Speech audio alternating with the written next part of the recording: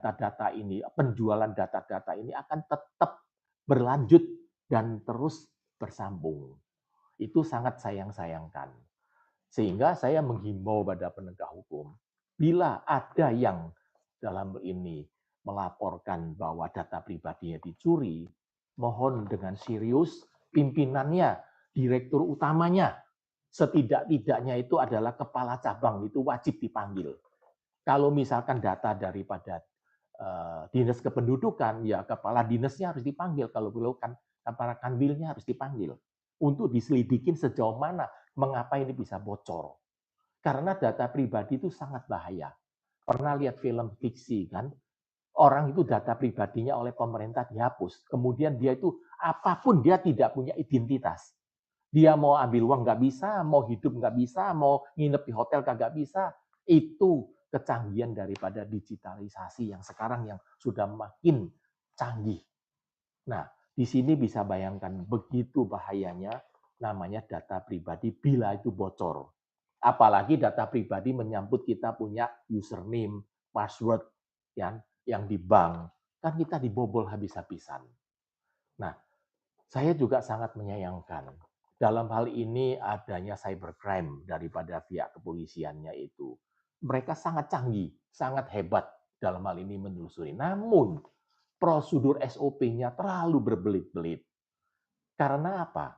Pertama kan kita bikin laporan polisi. Bikin laporan polisinya aja itu sudah, aduh, susahnya setengah mati karena menyangkut apa namanya medsos kan. Sedangkan yang lapor kan bukan ahli medsos. Kalau ditanyain masalah teknis kan dia tidak mengerti. Kemudian setelah laporan polisi datang, ya nanti tunggu. Nanti turun ke tim mana. Sampai timnya mana itu ada penyelidikan. Sampai penyelidikan nanti bertanya ini, tanya itu kan.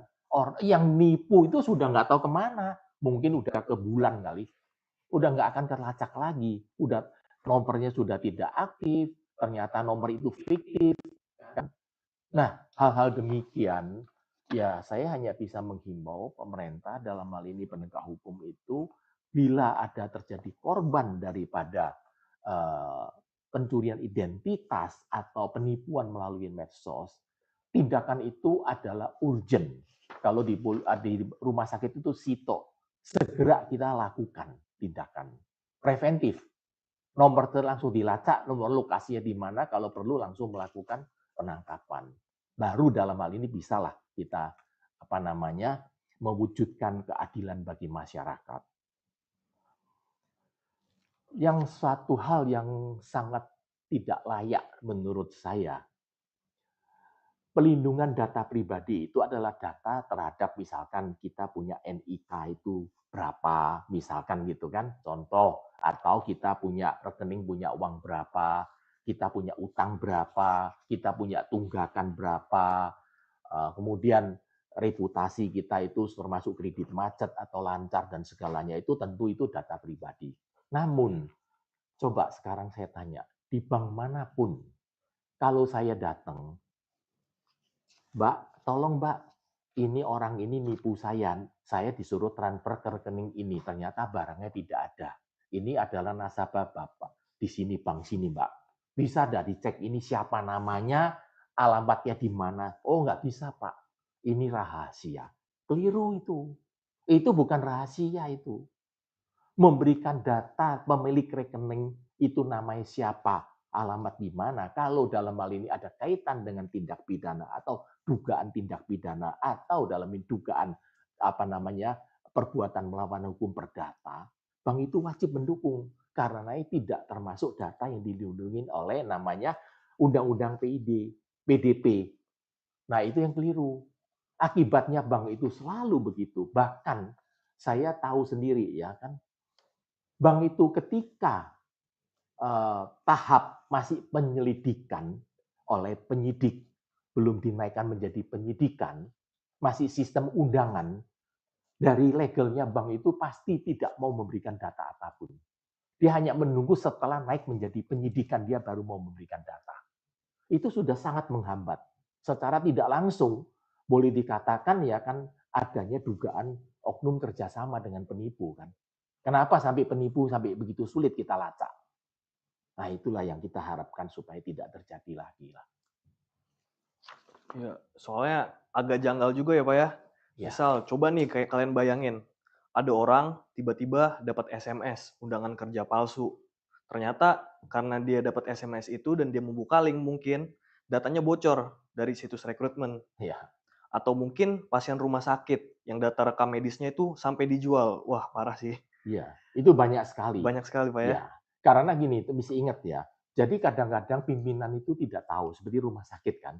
Tapi oknum-oknum operatornya itu dia butuh uang. Dia tahu data medis itu bisa jadi uang. Dia butuh uang, kemudian dia jual. Dia udah pikir kan, saya ambil diem-diem dari komputer kan nggak ada yang tahu. Nah, itulah yang bikin celaka, kan? Dan masalahnya yang harus kita sadarin bersama bahwa sebagaimanapun Anda itu membutuhkan uang, tolonglah jangan mengorbankan pihak lain. Kan uang itu bisa dicari, tapi bukan dengan menjual harga diri Anda. Itu tidak layak gitu. Apalagi sekarang adanya link-link yang palsu bagi orang yang baru ngerti sedikit apa namanya IT. Oh, kamu klik sini, kita didikte. Otak kita itu sama kita punya rasional itu tidak nyambung. Jadi kadang waktu kita diomongin, coba Bapak klik ini. Oh, enggak. Habis ini Bapak klik ini. Otak kita belum tahu ini benar atau tidak, tapi tangan kita udah langsung klik gitu kan. Langsung uang kita udah ngalir. Nah, itulah cara penipuannya mereka itu memperdaya kita. Maka satu-satu hal yang terbaik dalam hal ini adalah apa? Jangan membalas pertanyaan atau permintaan dari SMS, dari WhatsApp grup, dari apapun. Jangan melihat, oh dia ini simbolnya bank ini, simbolnya bank ini. Penipu semua itu. Karena bank tidak mungkin menghubungi dengan cara begitu. Nah, itu yang harus diingat. Banyak sekali yang kebobolan.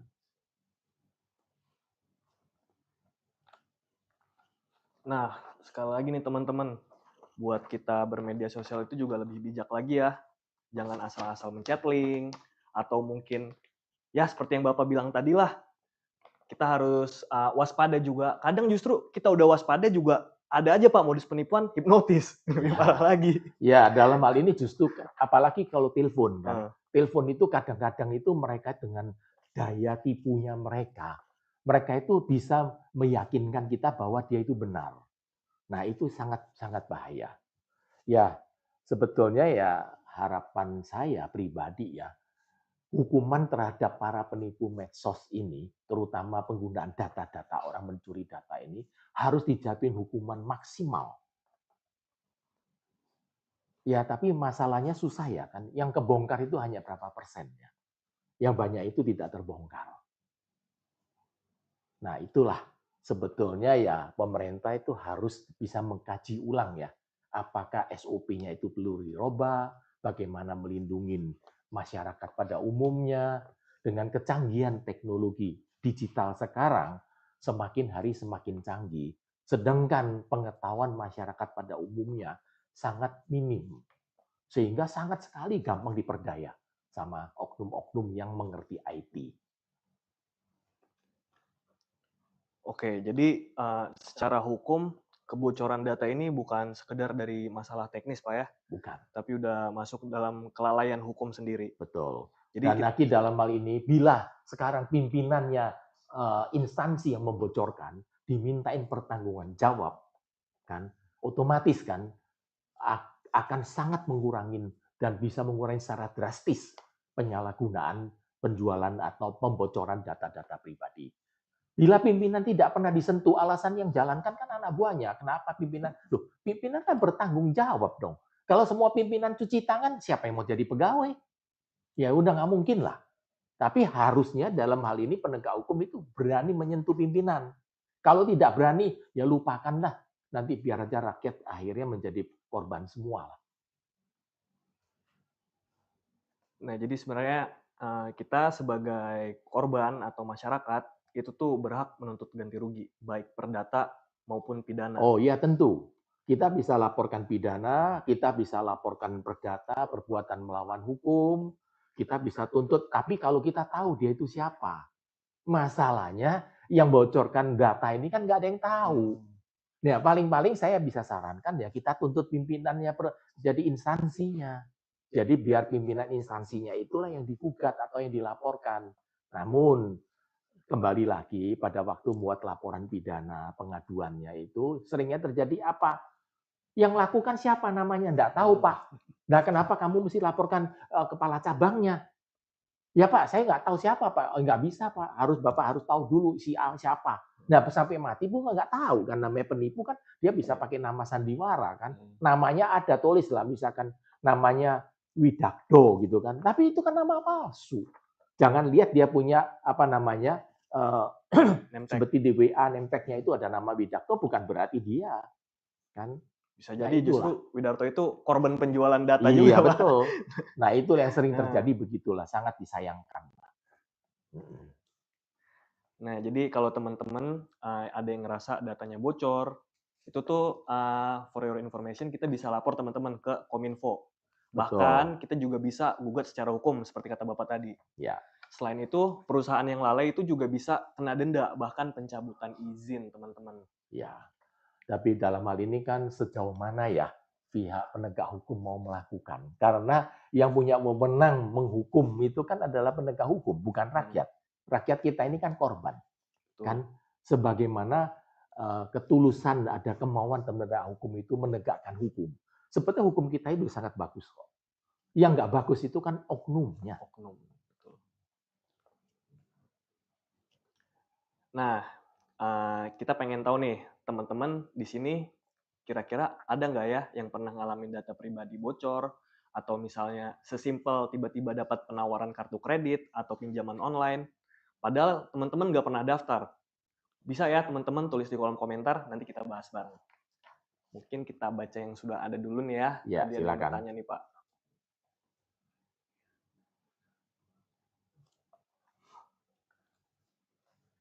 Dari SU_ACC. Seberapa kuat aturan hukum kita dibanding negara lain, misalnya Eropa dengan GDPR-nya? Ya, tentu setiap negara itu mempunyai kelebihan dan kekurangan berbeda. Karena kita punya karakter bangsa, sama Eropa kan beda. Dan sistem hukum sama mereka itu kan kita beda. Pada umumnya di dunia ini kan adalah sistem hukum Anglo-Saxon. Sedangkan yang masih menggunakan Eropa kontinental kan hanya berapa negara.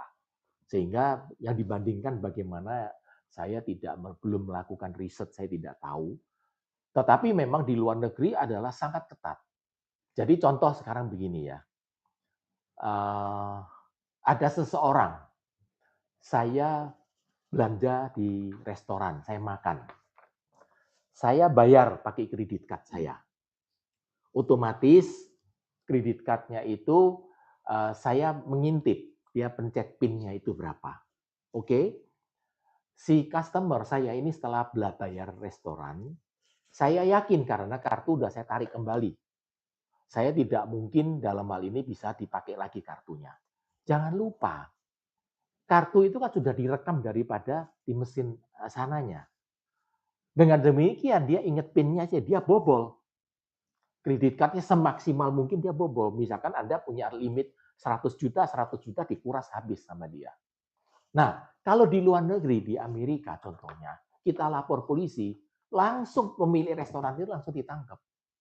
Dia nggak mau tahu kamu yang gunakan atau tidak. Karena dari mesin edisinya inilah orang yang bersangkut korban itu uangnya dikuras. Anda harus tanggung jawab, Anda harus masuk penjara. Nah, di Indonesia nggak bisa begitu. Selalu itu dicari alasan. Waktu itu yang megang itu kasir mana? Siapa? Bukan pimpinannya. Kalau pimpinan ditangkap, otomatis pimpinan akan keras terhadap anak buahnya kan. Betul. Seperti contoh kan, sekarang belakangan ini aja 2 tahun, 3, mungkin 5 tahun ya, atau 7 tahun kebelakangan inilah. Kita pakai kredit, baru pakai PIN. Dulu kan enggak kan? Asal kita masuk thread, otorisasi, pencet angkanya, klik, lewat ya lewat kan. Sekarang masih ada PIN, masih ada double protection. Tapi orang kan pada ngintip. Jangan lupa, bukan matanya yang ngintip. CCTV-nya dia udah bikin demikian. Seperti kita ngambil ATM juga begitu kan. Kan itu semuanya bisa dibobol. Nah, Caranya ya seperti yang saya tahu itu di Amerika. Begitu terjadi bobolan, pimpinannya langsung ditangkap. Dia nggak mau tahu dia. Yang kerjakan anak buah kamu, ya kamu cari sendiri anak buah yang mana, kamu sebutkan. Ditangkap juga. Ya kalau begitu semua kalau dengan keras begitu ditindak, ya insya Allah lah semuanya itu bisa meredah. Oke. Berikutnya masih yang sama nih Pak, Kak SU_ACC. Selama ini, kenapa kasus kebocoran data di Indonesia jarang ada yang benar-benar diproses hukum? Nah, menarik nih Pak. Ya itu sebagaimana saya sampaikan. Penegak hukum kita itu masih meremehkan. Menganggap pembocoran data itu bukan suatu hal yang besar. Sebetulnya pembocoran data ini sangat membahayakan. Sangat membahayakan. Bagaimana seperti contoh kan, ada KTP ganda, kan? Kemudian ada sertifikat ganda, ada BPKB ganda. Itu banyak sekali yang terjadi. Karena apa? Data pribadinya udah kebocor. Sehingga dia bisa menggunakan identitasnya untuk meminta dengan membuat laporan polisi seolah-olah hilang. Bikinlah sertifikat baru. Itu sering terjadi. Saya nanganin banyak kasus, banyak hal demikian terjadi. Itu kembalinya kepada adalah kurang seriusnya penegak hukum untuk coba melindungi rakyat masalah soal kebobolan karena kebocoran atau dicurinya data pribadinya. Sehingga dia mengalami kerugian baik secara material maupun immaterial. Oke, mungkin berikutnya ada dari Kak Godhen. Lebih bagus apa yang barusan dibahas dibuat VT Pak, biar mereka nggak lupa saat mengingat. Oh ya, kita abis ini juga udah record Kak Godhen. Bisa cek profil kita, bisa bantu follow buat dapat info-info tentang hukum yang lain. Oke. Selanjutnya dari Your Future Husband. Wah, keren namanya. Upaya awal apa yang harus kita lakukan jika data pribadi kita digunakan? Pertama, yang menggunakan itu instansi mana, misalkan. Kan gitu kan. Misalkan tahu-tahu ada bank yang negor. Bapak, Bapak ada tunggakan kartu kredit. Loh, saya kenal Anda juga enggak. Kapan saya ngajukan kartu kredit? Kan begitu kan? Nah, itu sering sekali terjadi. Banyak sekali kasus demikian. Datanya dicuri, apalagi ya ketika Anda melamar pada suatu perusahaan. Yang terima itu SDM ya, belum tentu pimpinan. Anda melengkapi seluruh data pribadi sampai Anda punya ijazah dan segala-segalanya. Nah, data pribadi itulah digunakan untuk apply. Kan dimintain KTP KK pasti kan, apply kartu kredit. Terus dikasih tahu bahwa sementara rumahnya sekarang ada di sini. Ya, oknum tersebut itu terima kartu kredit, dia nggak bayar, yang dikejar Anda. Ya itu kenapa? Ya karena adalah keteledoran memberikan data. Nah, memang suatu risiko kan. Sekarang pada kebetulan situasi ekonomi yang sangat sulit yang kita alamin bersama sekarang ini, banyak sekali orang mencari kerjaan. Otomatis kan, Anda mungkin sudah kirim ratusan atau ribuan lamaran kemana-mana. Lamaran itu kan ada formatnya. Pastilah KTP, ijazah, KK, semua dilampirkan, foto dilampirkan. Kan? Itulah yang membuat Anda bisa kebocoran. Karena kan sekian ribu orang itu kan sekian ribu data itu kan bisa disalahgunakan. Tidak mengatakan bahwa perusahaan yang menerima lamaran itu benar atau tidak benar, saya tidak tahu ya, itu masing-masing kan berbeda ya. Tapi kan kemungkinan besar dibocor. Seperti Anda sekarang ngajukan permohonan kredit di bank. Data itu kan dimintain dari A sampai Z. Kemudian Anda punya kredit ditolak, data itu dikembalikan? Enggak. Data itu juga disimpan sama mereka, itu kan bisa dijual. Nanti mereka kalau terbongkar dia bilang, lah Pak, itu kan sudah termasuk, ini kan nasabah ini kan dulu calon nasabah, akhirnya kita tolak Pak. Tapi kenapa bisa bocor? Dia nggak mau tahu dia. Waktu itu udah kita destroy, kita udah buang Pak datanya. Nah itu paling penting satu menurut saya. Yang jitu itu adalah pimpinannya langsung ditangkap. Langsung itu diminta pertanggungjawabannya, baik secara perdata maupun secara pidana. Itulah yang bisa menyelesaikan dari akar-akarnya. Kalau tidak, ini akan terulang, dan rakyat semua jadi korban. Oke. Next dari Kak Mawar Anggreni. Pak, kalau BPJS gimana Pak? Masih bisa dimanfaatkan nggak? Wah, Ya, BPJS sampai sekarang itu masih tetap bisa dimanfaatkan. Saudara saya juga ada pakai BPJS. Namun memang BPJS itu kita harus punya usus panjang. Kita harus sabar. Kita jadi anak tiri. Waktu daftar juga kita diremehkan, Mm-mm. dilecehkan, tunggunya antri seabrek-abrek, kemudian sampai sama dokternya juga cuek, acuh tak acuh. Ada rumah sakit dokter yang bagus, dia bilang dia tidak terima BPJS. Ya, memang BPJS itu suatu terobosan yang luar biasa. Coba lihat, zaman Orde Baru, zamannya siapapun, ada nggak BPJS? Tidak ada. BPJS ini suatu terobosan luar biasa yang untuk seluruh rakyat Indonesia.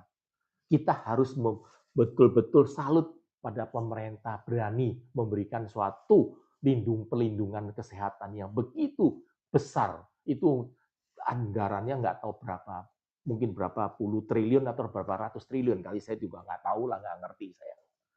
Tapi meskipun masih banyak kekurangan, tapi saya yakin Departemen Kesehatan dalam hal Dinas Sosial pun atau Presiden pun, dia akan mempertimbangkan bagaimana untuk improvement supaya BPJS ini bisa menjadi suatu asuransi yang handal. Sekarang kan orang-orang pikir, ngapain BPJS katanya. Meskipun bayarnya murah, 150.000 per bulan. Mendingan asuransi udah ketahuan, di rumah sakit manapun bisa dipakai. Nggak usah antri, nggak usah ini. Tapi jangan lupa loh, asuransi kesehatan, Anda ketika mau check out suruh pulang, menunggu approval-nya bisa 1 hari lagi loh. Itu bisa tunggu sampai besok Anda baru bisa keluar. Mau nggak mau Anda harus bayar ekstra 1 malam lagi di rumah sakit.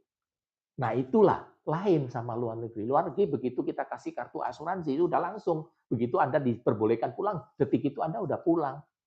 Tanda tangan bil, nggak perlu konfirmasi. Karena apa? Kartu itu kan sudah menjamin Anda punya uang. Kan gitu dibayar asuransi kan. Kalau Indonesia tidak. Asuransi swasta manapun maupun gede apapun coba Anda pakai asuransi. Waktu check out atau selesaikan minta konfirmasi dulu daripada asuransi, disuruh tunggu, belum di approve Pak. Jadi kalau asuransi approve-nya sampai 12 jam, Anda harus stay di rumah sakit 12 jam lagi. Kalau BPJS tidak begitu, namun servisnya masih perlu di-improvement. Begitu kira-kira. Oke, seperti itu ya Kak Mawar. Next dari Mas Arif Sanskuy. Pak, mau tanya, kalau tanda tangan gampang ditiru, itu solusinya gimana? Katanya. Nah, masukkan puslevor. Karena tanda tangan setiap orang kan itu ada titik beratnya, tarikannya yang tidak bisa dicuri sama orang siapapun. Jadi tidak ada tanda tangan 100% dibawa ke puslevor itu tidak teridentik. Itu tidak mungkin. Itu pasti ketahuan. Oke, seperti itu ya Mas Iya. Arif. Selanjutnya dari mana nih? Kak SU underscore ACC. Wah kayaknya dia betah nih Pak nonton live kita. Tapi terima kasih. Nih, siapa yang paling diuntungkan dari jual beli data pribadi? Apakah murni oknum bisnis atau ada orang-orang di dalamnya? Ya. Yang paling menguntungkan orang yang menggunakan data palsu itu. Yang jual itu kan mungkin cuma, misalkan contoh kan, 1.000 data pribadi dijual cuma 1 juta. Uangnya itu nothing, kecil itu. Hmm. Tapi yang menggunakan data tersebut kemudian dia bikin kredit card palsu atau dia bobol ini itu dia yang untung gede. Yang punya data itu yang jadi korban. Seperti bank kan, dia udah kasih tahu kredit, dia nggak mau tahu. Yang bersangkutan akan dikejar sampai habis, didatengin debt collector. Dia nggak mau tahu itu urusan Anda. Nah buktinya sekarang namanya benar NIK ya benar KP, nama orang tua semua benar, penjamin dua alamat semua benar. Anda nggak bisa mengelak, Anda sudah menggunakan kartu itu, nama Anda. Terus gimana? Ya satu-satu jalannya lapor polisi. Biar polisi yang bongkar. Ya, jadi kasihan juga Pak ya. Iya. Akun apa limit kredit dia dipakai, dia nggak dapat duit, cuman Ya. bayar utang orang. Dan lagi ada satu hal yang perlu saya sampaikan di sini, supaya pemirsa juga tahu. Kita waktu mengajukan kredit, leasing, atau kartu kredit, atau apapun kan, biasanya kan kita minta orang terdekat yang tidak satu rumah yang bisa dihubungin. kan. Nah, itu sering 99% disalahgunakan oleh pinjol atau dari bank atau dari leasing atau dari segalanya. Jadi mereka itu dianggap yang orang tidak serumah yang bisa dihubungin dianggap sebagai penjamin. Suruh dia buktikan dong kapan dia itu menandatanganin untuk sebagai penjamin. Kalau penjamin itu namanya memberikan jaminan. Itu ikut mana? Saya ikut menjamin atas pinjaman daripada saudara ini atau saudari ini dan sebagainya. Kan gitu. Atau memberikan personal guarantee. Kalau ini tidak, jadi tidak ada landasan hukum pun. Kan itu bahwa orang yang tidak serumah tapi diteror sama debt collector atau sama banknya sendiri. Ya, Anda lapor aja langsung ke polisi bahwa saya diteror, Pak, dapat ancaman dari ini. Direkam. Jadi Anda waktu lapor polisi jangan hanya mulutnya ngomong, rekam dulu kan. Rekam dulu lapor. Saya kan sebagai orang tua, masa anak saya bilang tidak serumah itu dia tidak tulis nama saya, pasti saya dong.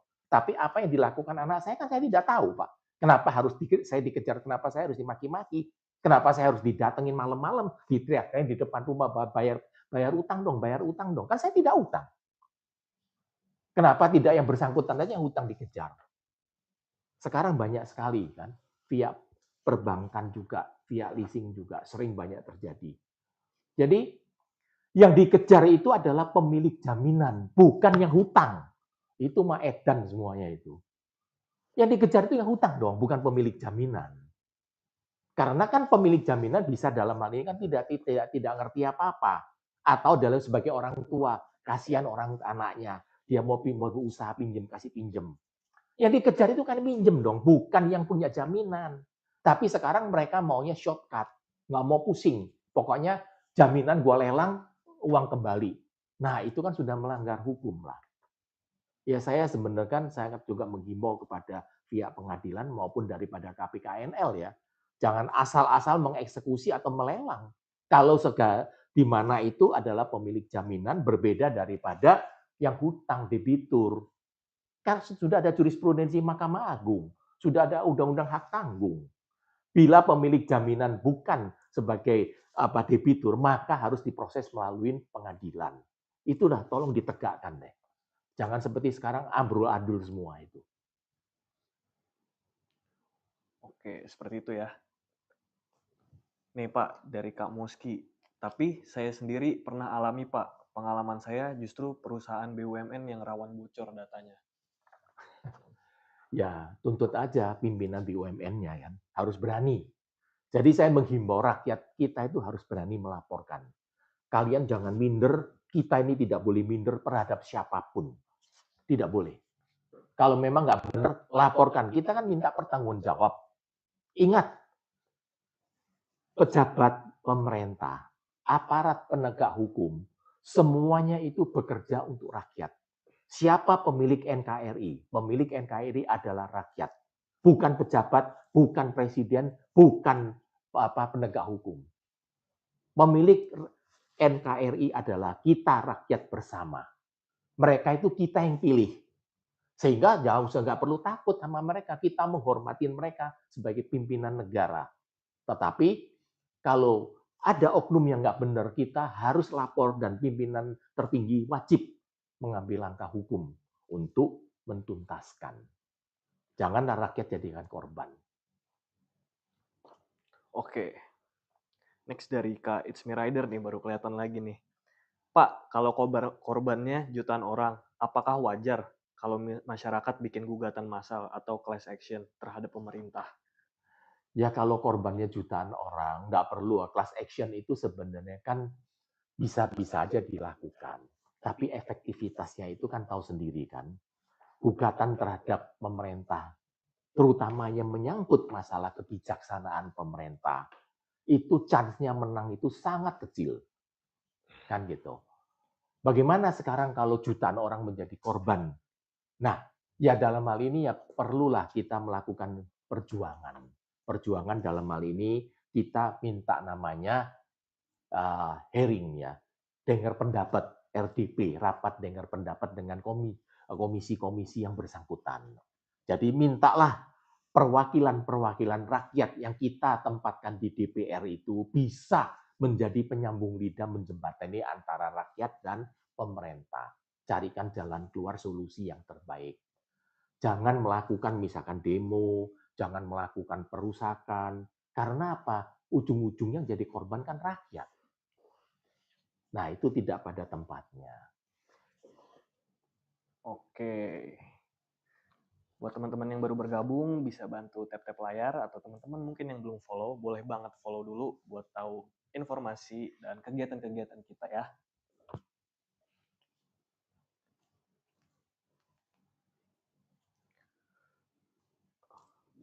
Sebentar.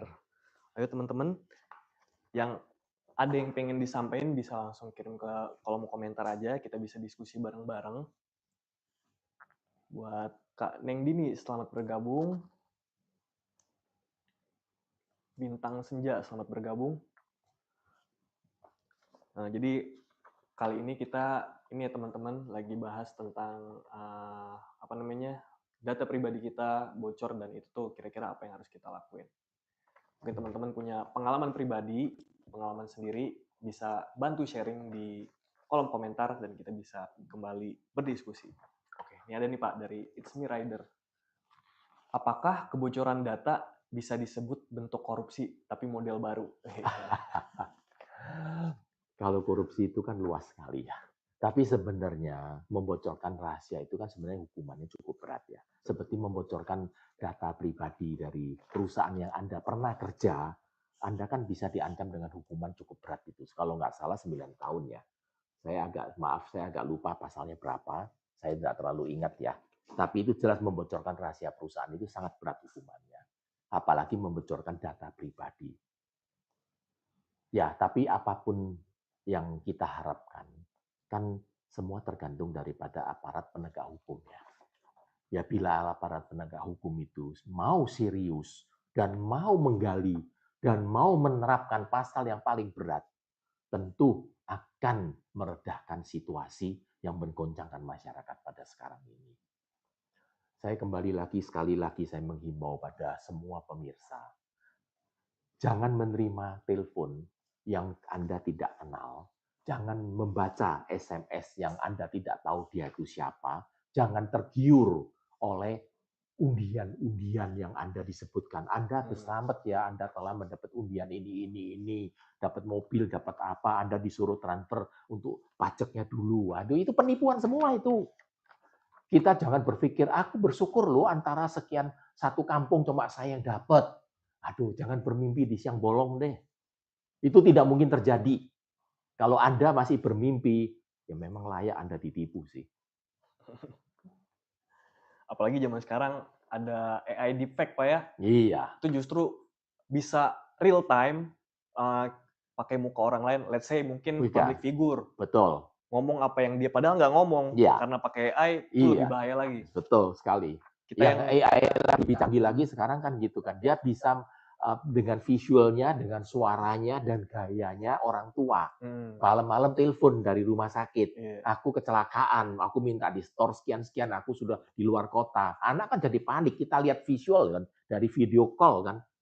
Memang AI juga canggih, tapi juga sangat riskan sekali. Senjata balik. Iya, itu bahaya sekali.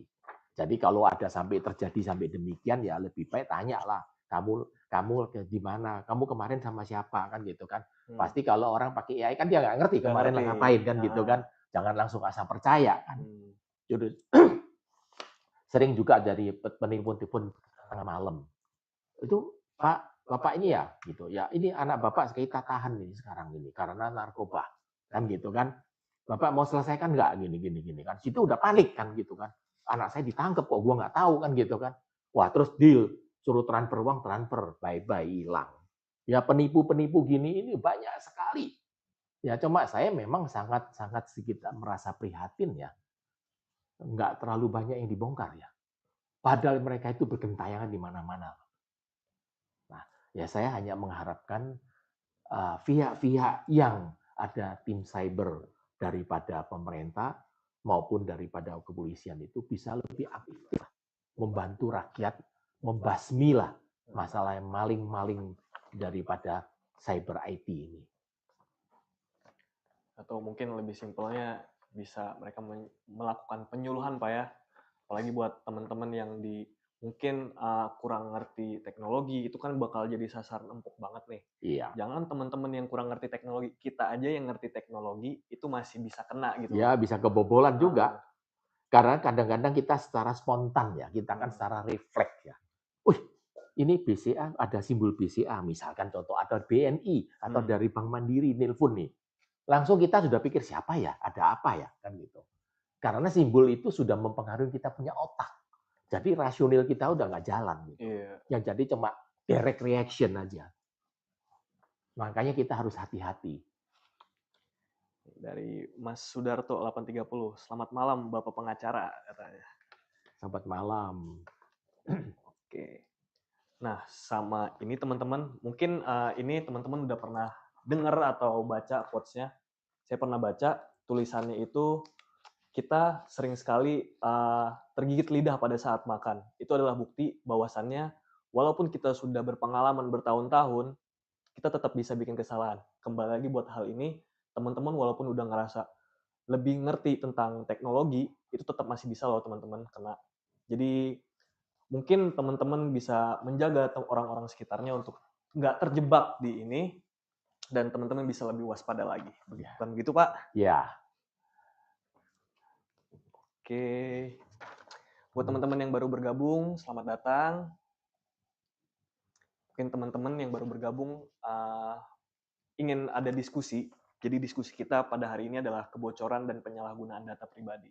Mungkin teman-teman punya pendapat atau opini, bisa langsung disampaikan di kolom komentar buat kita bahas untuk diskusi kita sama-sama.